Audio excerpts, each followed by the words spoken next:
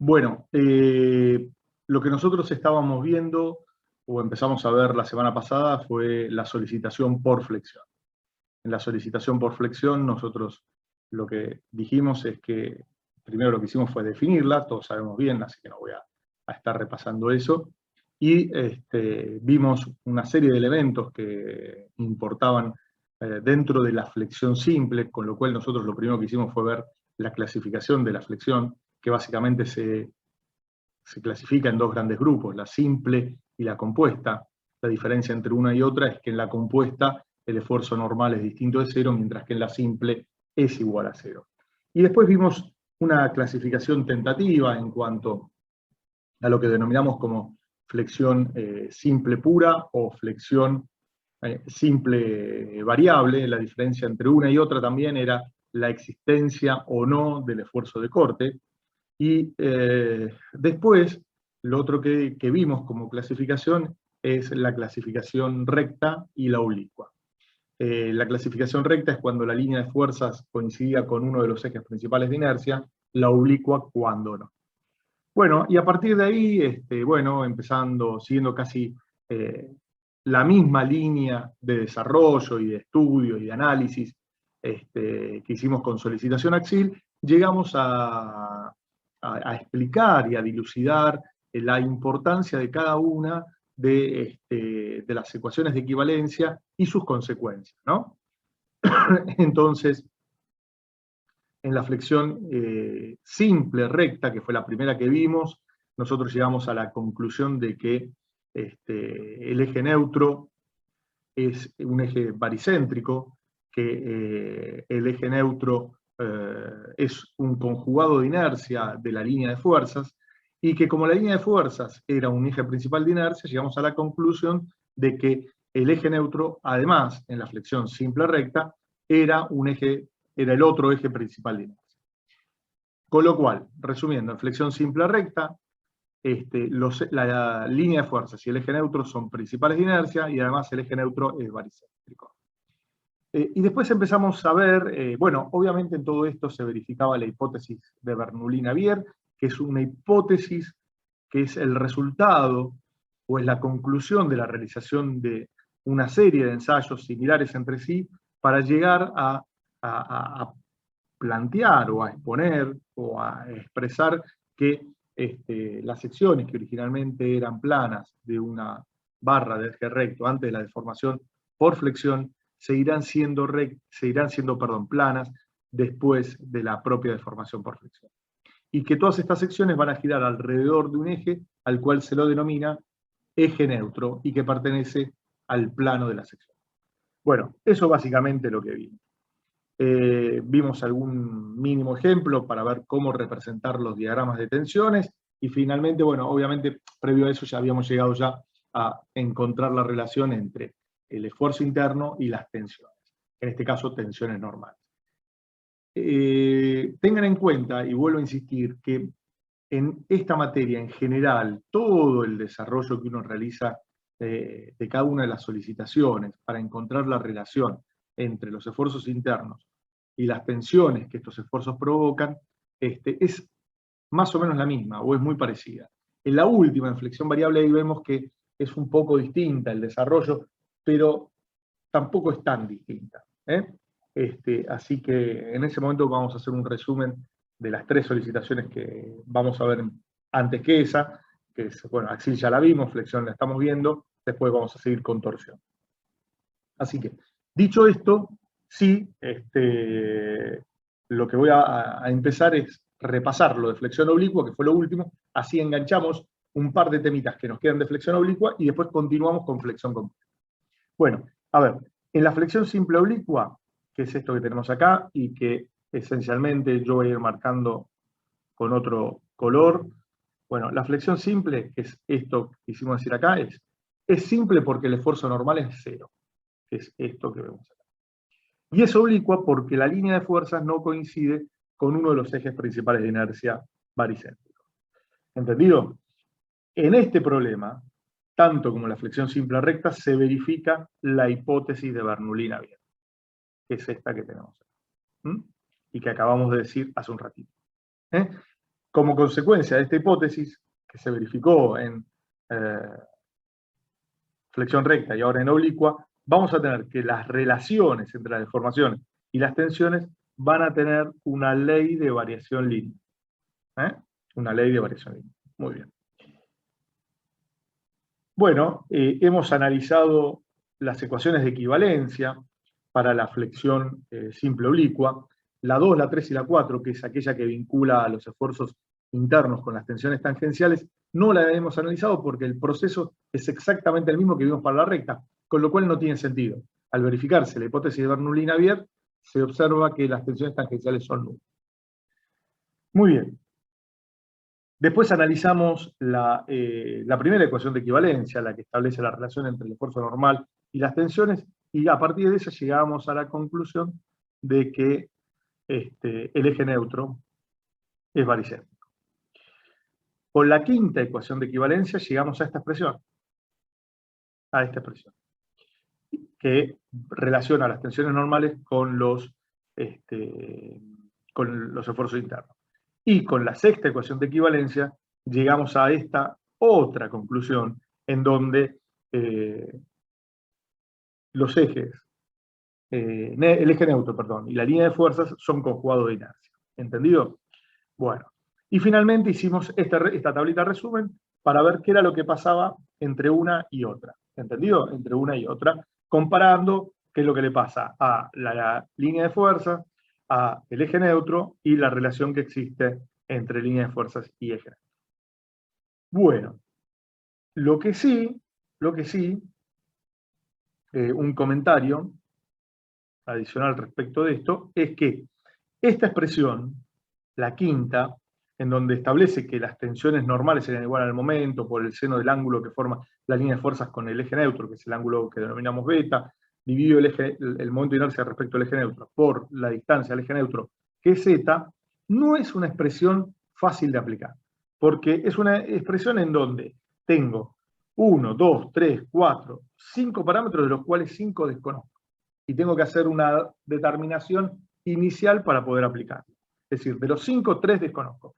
Que es las tensiones, obviamente, que es lo que quiero determinar, el seno del ángulo, o el ángulo, mejor dicho, que forman línea de fuerzas y eje neutro, y el momento de inercia respecto al eje neutro, porque no sabemos cuál es el eje neutro. Entonces, ¿qué es lo que se hace? ¿Qué es lo que se hace? Y basándonos en el principio de superposición de efectos, lo que se hace es lo siguiente. Se descompone a la flexión oblicua en dos flexiones rectas. Es decir, el momento flector, que es este que tenemos acá, voy a cambiar de color ahora, el momento flector, que es este que tenemos acá, fíjense, es un vector desde el punto de vista matemático, con lo cual lo puedo descomponer en dos vectores. Y a esos dos vectores los puedo descomponer de tal manera que la línea de fuerzas que tengan asociados a los mismos coincidan con uno de los ejes principales de inercia. Como consecuencia, esos propios vectores componentes tienen la dirección de los otros ejes principales de inercia. Por ejemplo, el momento MI, fíjense, tiene la dirección del eje I, que es el eje 1, principal de inercia baricéntrica. Por lo tanto, la línea de fuerzas coincide con el eje Z o el eje 2. Algo similar pasa con el momento Z. Entonces dijimos, bueno, a ver, si es válido el principio de superposición de efectos, quiere decir que yo puedo descomponer a mi solicitación, que sería en este caso el momento, en dos solicitaciones componentes. Y el efecto no va a variar. Y simplemente va a ser la suma de ambos efectos. Eso es lo que dice esencialmente esta expresión de acá. Eso es lo que dice esta expresión de acá. ¿Entendido? Bueno, y finalmente, desde el punto de vista de la aplicación, llegamos a esta otra expresión. En donde, ¿qué fue lo que hicimos? Es decir, bueno, yo acá puse un momento I y un momento Z positivos, el momento de inercia, los momentos de inercia I sub I e I sub Z son magnitudes positivas, tomo un diferencial de área cualquiera, que es el que tengo ahí en violeta, y tiene coordenadas positivas, con lo cual desde el punto de vista aritmético, poner valores e intercambiarlos es exactamente lo mismo. ¿Sí? O sea, exactamente lo mismo en cuanto a que de reemplazar valores me van a dar valores positivos. Sin embargo, observamos que el momento en Y produce tensiones de tracción, mientras que el momento en Z, en ese diferencial de área que pusimos, produce tensiones de compresión. Entonces, para que esta ecuación sea compatible, tenga un viso de verdad y de aplicación práctica, es que precedemos al segundo término, es decir, al término donde aparece el momento en la dirección Z de un signo. ¿Mm? Bueno, hasta acá un resumen lo más rápido que he podido, y la pregunta es si de esto que acabo de decir tienen alguna duda, más allá de que por ahí para la clase de hoy no le hayamos prestado mucha atención. Les pregunto para así continúo. No, yo no tengo dudas, Luis. ¿No tienen dudas? Bueno, perfecto. Bueno, si los demás no tienen dudas, a mí, como ya se los dije 20 millones de veces, y se lo voy a decir otras 150 millones de veces más, pregunten, no, a mí, o sea, no me molesta que pregunten y todo. Todos fuimos alumnos antes de estar del otro lado del mostrador, y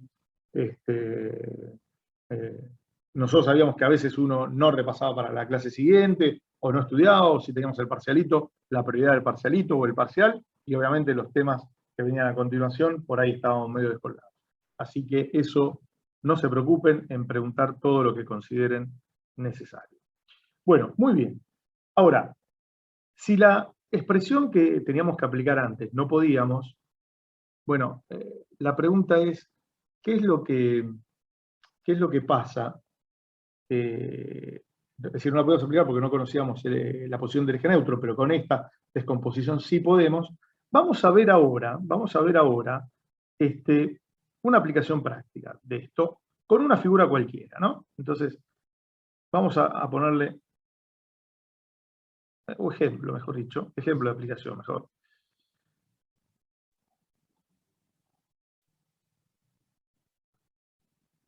Ahí estamos. Ejemplo de aplicación. Muy bien. Muy bien. Ahí estamos. Bueno, perfecto. Entonces, vamos a ver un ejemplo de aplicación, simplemente para jugar un poquito y ver qué es lo que pasa. ¿Sí? Muy bien. Ahí está. Bueno, yo voy a tomar una sección cualquiera, así que acá no se preocupen por eso.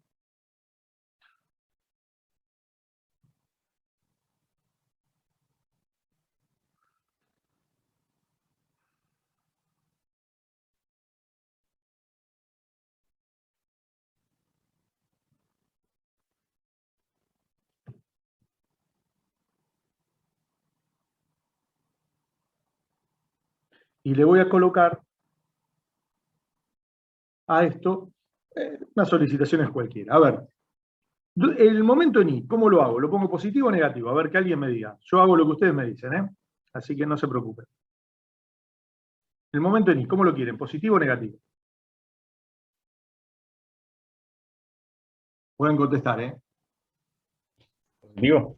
¿Eh? Positivo. Dale, el momento en Y lo ponemos positivo. Vamos a ponerlo de esta manera.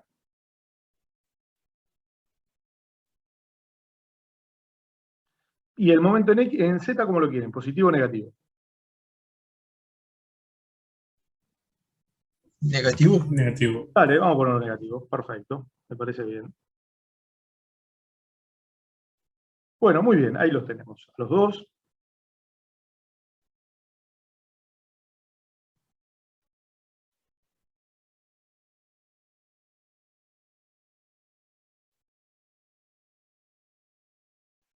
Muy bien. Entonces, si yo ahora compongo estos dos momentos,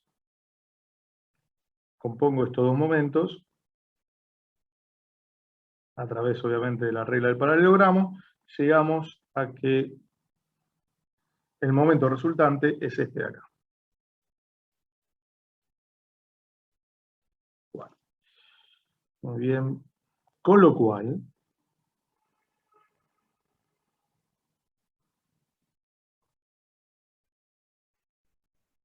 Con lo cual, conocemos, sin ningún lugar a dudas, ¿qué cosa? La ubicación de la línea de fuerzas, porque la línea de fuerzas es una recta perpendicular al vector momento, o el vector momento perpendicular a esa recta. Así que eso es lo que voy a dibujar acá.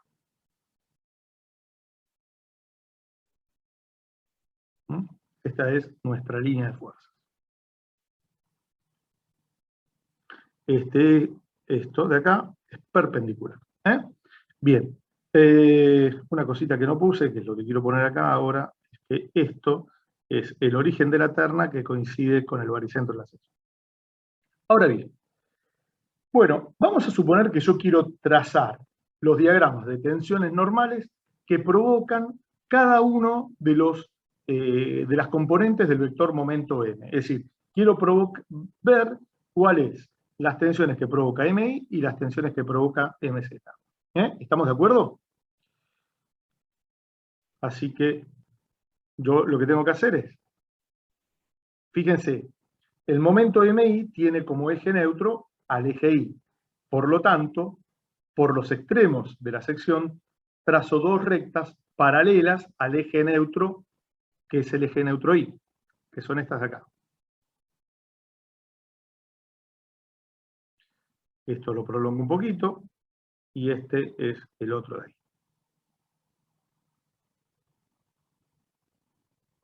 Entonces, si quieren, acá lo que podemos poner es, esto coincide con el eje neutro del MI. Bien. ¿Cómo va a ser? Ahora lo que puedo hacer es, trazo una recta perpendicular, un segmento de recta en realidad perpendicular a este eje neutro, que va a ser esto de acá. Y ahora voy a trazar el diagrama de tensiones normales asociadas al momento MI. ¿De qué lado tracciona y de qué lado comprime este momento MI? A ver.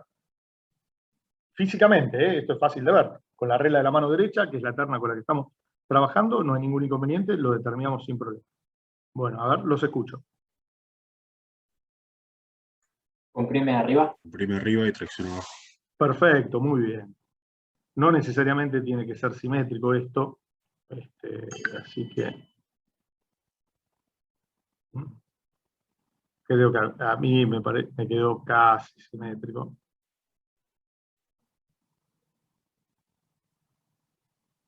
Esto es las tensiones de compresión arriba, como muy bien me dijeron, las tensiones de tracción abajo. Esto comúnmente se lo raya para indicar cómo se miden las tensiones en el diagrama, y este es el diagrama de tensiones sigma X debidos al momento M. ¿Estamos de acuerdo? Bien. Bueno, ahora el otro eje neutro es el eje Z. O sea que el eje Z es el eje neutro asociado al momento MZ. Entonces, ¿qué es lo que voy a hacer? Voy a trazar rectas paralelas, perdón. Apreté el botón de apagado de encendido sin drama, ya conocen la clave de mi tablet. Entonces ahora lo que voy a hacer es trazo dos rectas paralelas,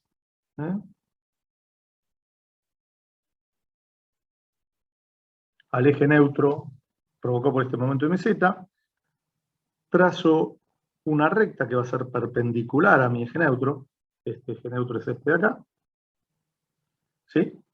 Tengan en cuenta que este angulito es 90 grados y este angulito también es 90 grados, este de acá. Bueno, y ahora voy a trazar el diagrama de tensiones normales asociados al momento MZ. Entonces, la pregunta es, el momento MZ, ¿dónde tracciona y dónde comprime? ¿De qué lado? Comprime a la derecha y tracciona a la izquierda. Perfecto, muy bien. Bueno, entonces ya tenemos, esto es así. Obviamente, fíjense que yo conociendo un solo valor, porque ya sé el eje neutro por dónde pasa, uno de los valores que determino lo hago pasar por el eje neutro y con eso me alcanza y sobra. ¿Se entiende? Para trazar una recta se necesitan nada más que dos valores. Entonces, yo puedo tranquilamente determinar esto. que es sigma X debido a MZ máximo, pero en realidad máximo no, vamos a ponerle mínimo. Así es el mínimo, el máximo negativo, ¿no? Con eso, determino este punto, lo uno con el eje neutro, donde ahí las tensiones normales son 0, y ya lo puedo trazar sin ningún problema. Bueno, muy bien. Este es el diagrama. Sigma X debido a MZ. Bueno, muy bien. Y entonces ahora, si yo les preguntaría a ustedes, ¿conozco a través de esta figura que acabamos de determinar los diagramas de tensiones totales de cada punto de la sección? Es decir, la suma del diagrama celeste y el verde. ¿Mm? ¿Qué me dirían?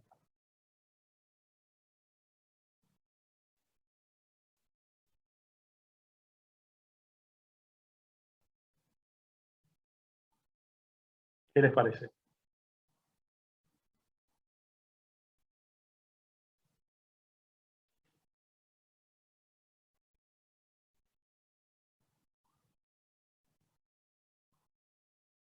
Chicos.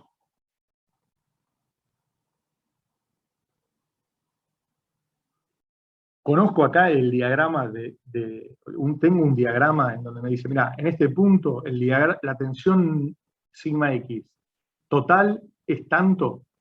No, no lo tengo, porque solamente lo que tengo es para el momento MI,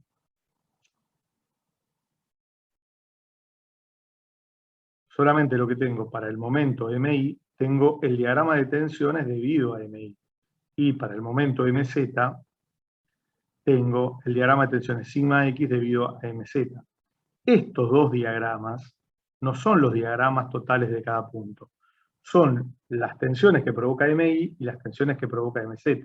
Lo que tengo que hacer ahora es, para encontrar para un punto A, o B, o C, o M, tengo que encontrar el diagrama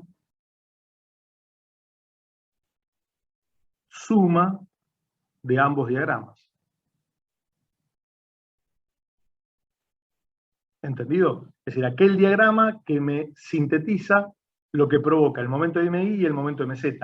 Ese diagrama va a ser el que provoca en definitiva el momento M total. Por eso muchas veces a estos diagramas se lo denominan como, vamos a ponerlo en negro, se los denomina como diagramas parciales o individuales de tensiones. ¿Entendido?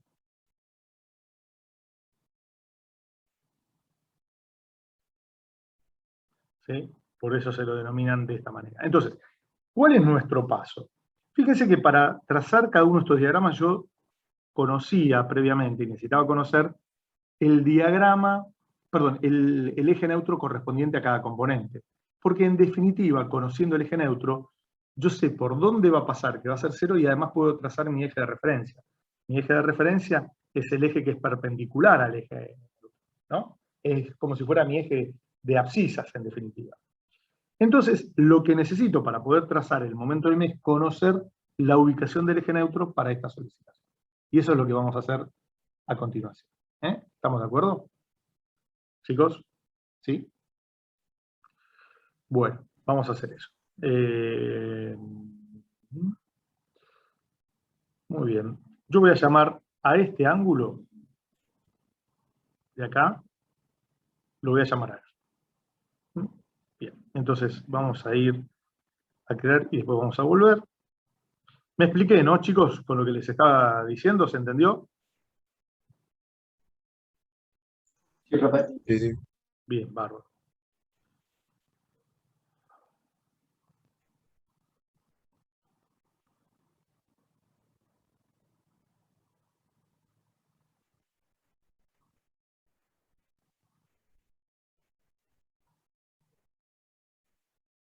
Bueno, muy bien, acá estamos.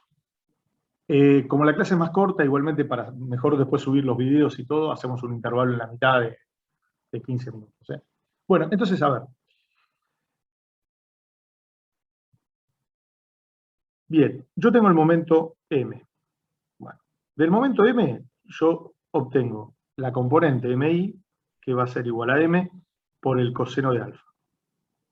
Y mz va a ser igual a m por el seno de alfa. ¿Estamos de acuerdo? Bien. Con lo cual, en definitiva, si uno toma la expresión anterior que habíamos deducido, donde las tensiones totales era igual a mi sobre I sub I por Z menos MZ sobre I sub Z por I, a nivel del eje neutro, las tensiones estas valen 0. Entonces, si yo calculo las tensiones sigma X en el eje neutro, esas tensiones van a ser 0. Y a las coordenadas las voy a denominar con el subíndice n. ¿Por qué? Porque quiere decir que esta ecuación va a estar representando a todos los puntos que se ubican sobre el eje neutro. Y fíjense que esta en definitiva es la ecuación de una recta. ¿Por qué? Porque me queda de esta manera.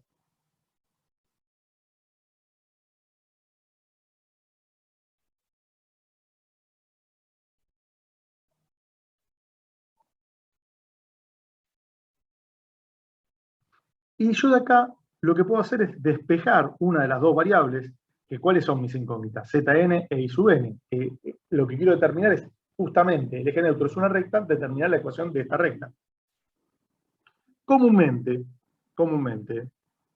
se usa esto, pero es decir, se pone z como la variable dependiente y ahí como la variable independiente, pero cada uno lo hace como le resulta más cómodo. ¿Entendido? Entonces, esto en definitiva es de la siguiente manera, es mz sobre I sub z por I sub I sobre mi por I sub n. Pero mz y mi ya lo habíamos determinado, entonces tengo que es m por el seno de alfa sobre m por el coseno de alfa por I sub I sobre I sub z por I sub n. Con lo cual, de acá yo puedo tranquilamente cancelar el m y me termina quedando que esto es I sub I sobre I sub z por tangente de alfa por I sub n. Entonces, esta ecuación, que es la que ahora voy a resumir, es la ecuación del eje neutro.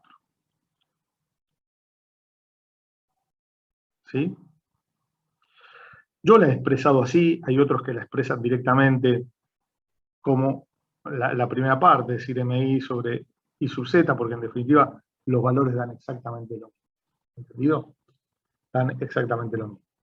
Recuerden que esto pasa, es decir, por el baricentro de la sección, que es el origen de la terna. Fíjense que si I sub n vale 0, z sub n vale, vale también 0. ¿Estamos de acuerdo? En definitiva, esto es la ecuación de Zn, que es igual al valor de una constante C por I sub n. Muy bien. Bueno, ¿alguna duda con esto? Entonces ahora ya nosotros lo podemos determinar. Lo único que tengo que hacer es darle un valor distinto de 0 a I sub n y obtengo el valor de Zn que tenga que adoptar. ¿Entendido? ¿Sí? Bueno, muy bien. Bueno, a ver, ¿cómo nos quedaba esto? El ejercicio era este. Entonces yo lo que tendría que hacer es encontrar el valor de alfa. Bueno, el valor de la tangente de alfa. ¿Cómo es el valor de la tangente de alfa acá? ¿Es positivo? ¿Es negativo? ¿Cómo es?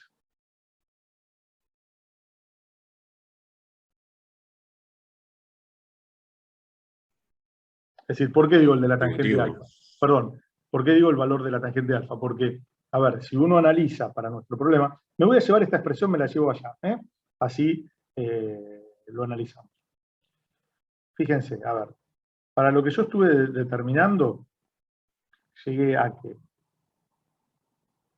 Zn era igual a I sub I sobre I sub z por la tangente de alfa por I sub n. Entonces, a ver.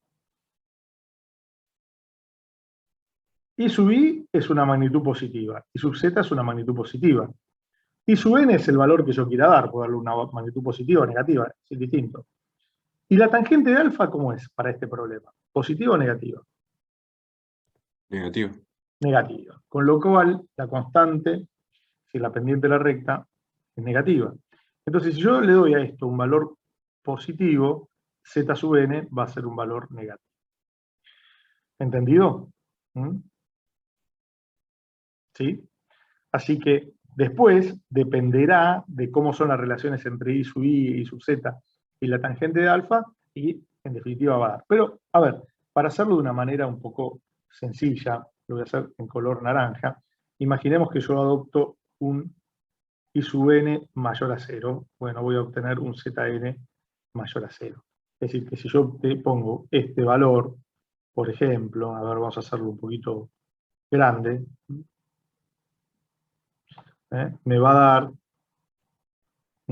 este es mi I sub n, y este será, bueno, en realidad me mandé una macana porque así no me conviene, pues se me superponen ambos vectores que no quiero. Así que vamos a hacer lo siguiente. Voy a ponerlo acá. Entonces, este es I sub n, ¿sí? Y este es mi z sub n. Con lo cual, este es el otro punto. Así que yo lo único que tengo que hacer es unir este punto con el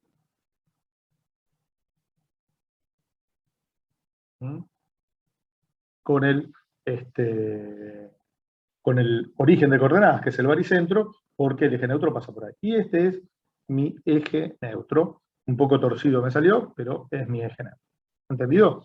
Lo que sí, por una cuestión de representación, voy a borrar esto de acá y lo escribo del otro lado, para que me quede mejor.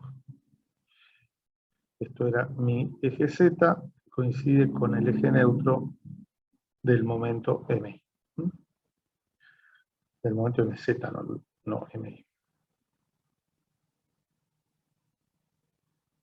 Ahí está. Bueno, entonces trazo una perpendicular. Esta es una perpendicular, ¿sí?, al eje neutro. ¿Y ahora qué tendría que hacer? ¿Qué les parece a ustedes? A ver. El nuevo diagrama de tensión. Claro, pero ¿cómo lo trazarías? A ver, ¿cómo lo trazarías? ¿Qué es lo primero que tendrías que hacer? O sea, el camino es el mismo que hicimos para las tensiones individuales, ¿eh?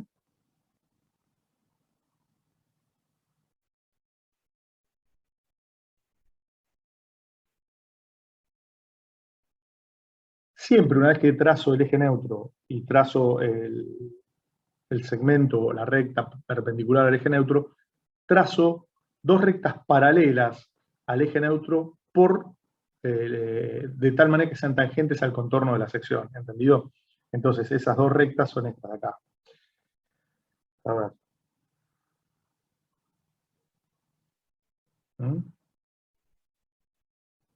¿Sí?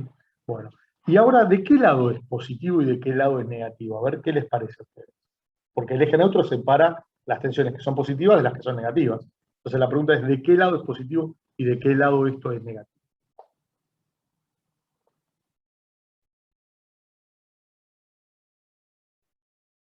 Y los puntos que quedan arriba serían negativos. Los que quedan arriba serían negativos. Bueno, a ver, analicémoslo un poquitito. Fíjate, mira, si yo voy al primer cuadrante, que es cuando I y Z son positivos, fíjense que tengo que el diagrama verde y el celeste son positivos. Por lo tanto, este punto de acá va a ser positivo. Ahora, fíjense que por el contrario, el tercer cuadrante, donde tanto las coordenadas I y Z son negativas, que es este sería el tercer cuadrante, fíjense que ahí las tensiones debidas a MI y MZ son negativas. Por lo tanto, esto estará por ahí. Bueno, lo voy a trazar un poquito más chico que los otros por una cuestión de representación, y este es el diagrama en definitiva de tensión. Acá es positivo y acá es negativo. Siempre miren que esto les sea consistente con los diagramas de tensiones parciales. Este sería, en definitiva, sigma X total debido al momento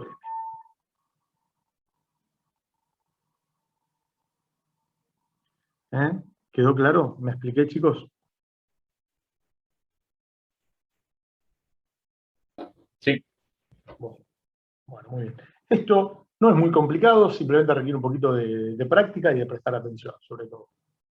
Así que, más allá de eso, no tiene otra cuestión. Así que es bastante simple, son todas rectas y son diagramas todos lineales. Así que nosotros estamos acostumbrados a ya resolver funciones en el espacio con cualquier grado, así que por esto ni nos preocupemos porque no pasa nada. Bueno, vamos ahora a algunos ejemplos concretos de esto. Acá, 04, acá voy a cambiar el número porque era esto. Ahí está. Bien. Bueno, muy bien. Y vamos a crear una página nueva. Un poco para ver algunos ejemplos prácticos de esto, o de algunos problemas que pueden venir dados, ¿no? Entonces acá vamos a tener 0.5.06. Entonces, ejemplos prácticos.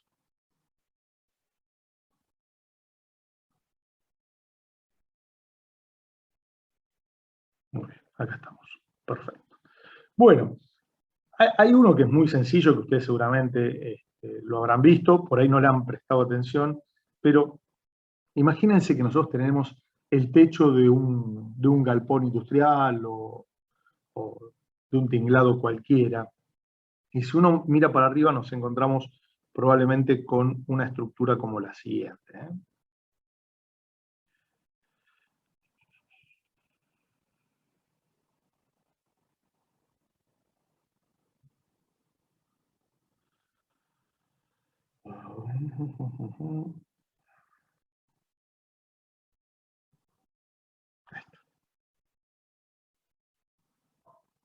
Tengan un poquito de paciencia.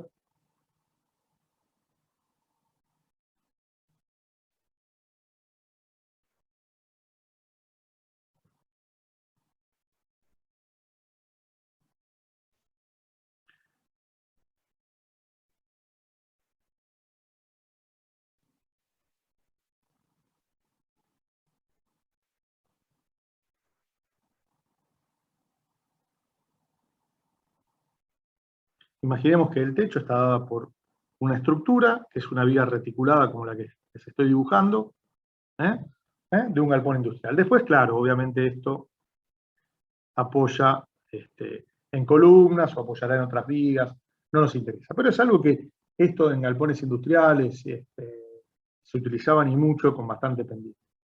Bueno, obviamente estas vigas reticuladas se ponen con una determinada separación en la dirección longitudinal del edificio. El edificio es el galpón. Hay galpones de este tipo que pueden llegar a tener 200, 300 o 600 metros de largo, ojo con eso. No son galponcitos que uno dice, son galpones industriales muy pesados y muy grandes. 600 metros de largo, les digo, que a veces pueden ser. Bueno, ahora, como estos están separados, yo después, para que no me llueva, no se me ensucie, yo pueda trabajar con cierto grado de limpieza y con cierto, sobre todo que a veces se requiere, ¿qué es lo que hago? Le tengo que poner una chapa de recubrimiento o de cubierta. Bueno, pero previo a eso se colocan unos elementos que se conectan entre estas vigas reticuladas en la dirección longitudinal del galpón, y que son los que sobre esos elementos van a apoyar la cubierta de chapa. Esos elementos, unos elementos que se disponen de esta manera, que son perfiles UPN, que se los denominan correas. Eso parece una E más que una U. Apoyan sobre eso. Y sobre esto, ¿qué hace? Se coloca, sobre esto se coloca la cubierta.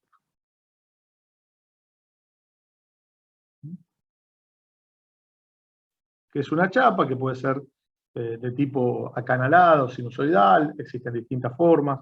Eso después ustedes lo van a ver en estructuras metálicas. Simplemente acá. Muy bien. Fíjense que acá cuando llueve, es decir, si llueve viene así, esto escurre por este lado y existen dos formas de desaguar. O desagua con caída libre o se pone una canaleta en el borde. Esa canaleta en el borde, en general, tiene una forma que es esta.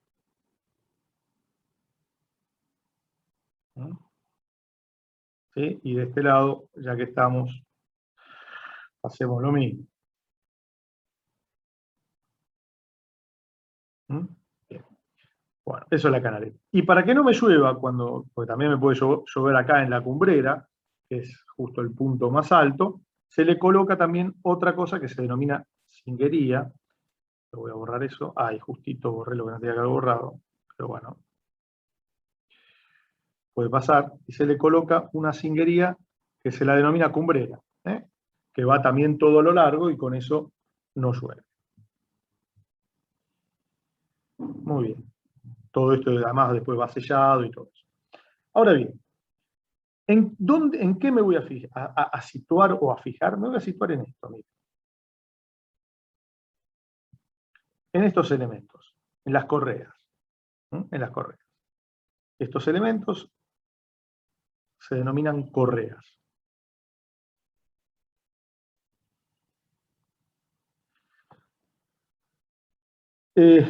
Estos elementos, ¿qué soportan? Bueno, estos elementos soportan, primero, su peso propio. También soportan el peso de la cubierta. A veces hay una aislación entre la cubierta y la correa, o a veces se coloca la cubierta, no es una sola chapa, sino son dos chapas con una aislación entre medio, con lo cual existen distintas posibilidades y eso termina siendo más pesado. Pero a su vez, también, eso que es el peso propio de la construcción, también hay algo que se denomina que, bueno, a veces tiene que venir una persona acá, pararse y hacer alguna refacción al techo. Entonces, lleva una carga que es de mantenimiento o de servicio. Bueno, todas estas cargas son verticales y esas cargas, si uno ahora hace un zoom de esas correas, me voy a encontrar con lo siguiente. Ahora, voy a encontrar que las correas son algo así.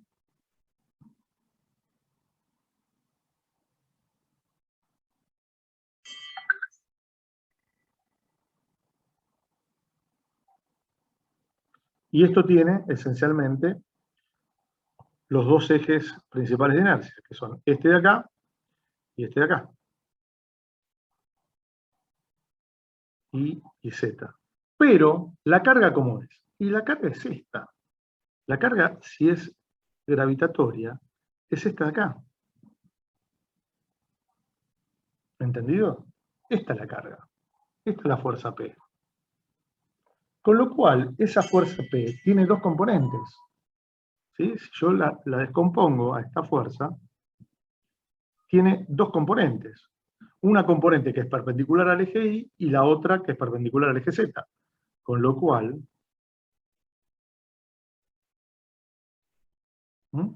eso, en definitiva, es esto de acá.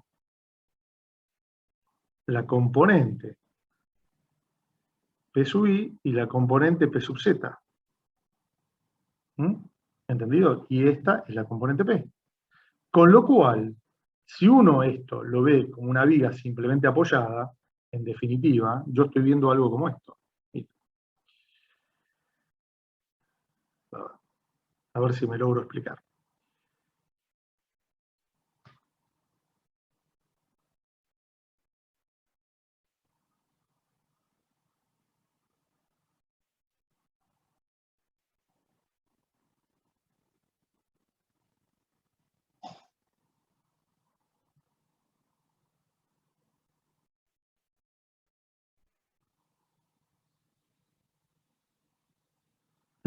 Entonces yo voy a tener una carga que va a ser perpendicular al eje y la otra que va a estar acá. Entonces fíjense que esto me está flexionando a la barra. Imaginemos obviamente que esto está soportado acá por un apoyo fijo y acá por otro apoyo fijo. Espaciales, son apoyos fijos en el espacio, es decir, son vínculos de tercera especie y obviamente espaciales. Es decir, esto lo que reacciona es, toma el esfuerzo así, toma el esfuerzo así y toma el esfuerzo así. Este puede ser que tome nada más este y este de acá, ¿entendido? El otro no. Entonces, fíjense que esta, en definitiva, es P sub I y esta es P sub Z.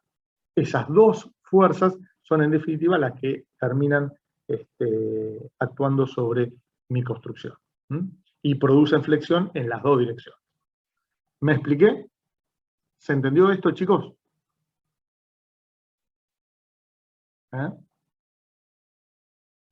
Sí, profe. Bien. Bueno, otro ejemplo de aplicación, y nos tomamos un intervalo antes de empezar la flexión compuesta, sería, imaginemos que yo coloco acá, tengo una ménsula que está empotrada en un extremo, obviamente libre en la otra, donde esto es el eje X, esto es el eje Z, ¿sí? Y vamos a suponer que yo tengo una carguita P en el extremo. Una cuestión totalmente simple y sencilla. Pero, ¿qué pasa? Fíjense que cuando yo ahora hago un corte, no hay. Vamos a hacerlo acá.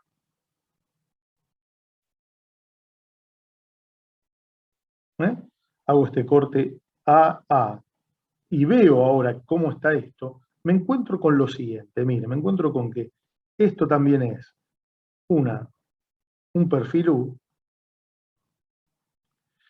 donde este es el eje Y,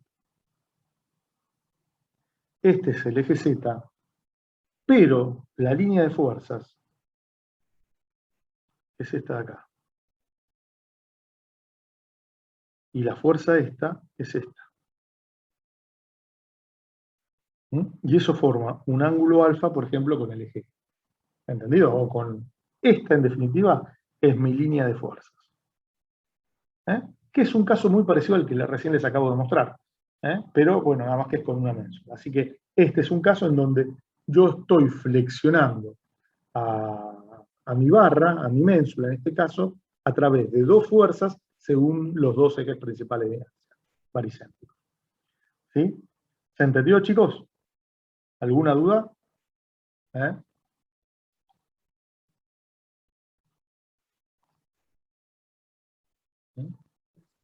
Sí, profe, sí, entendido.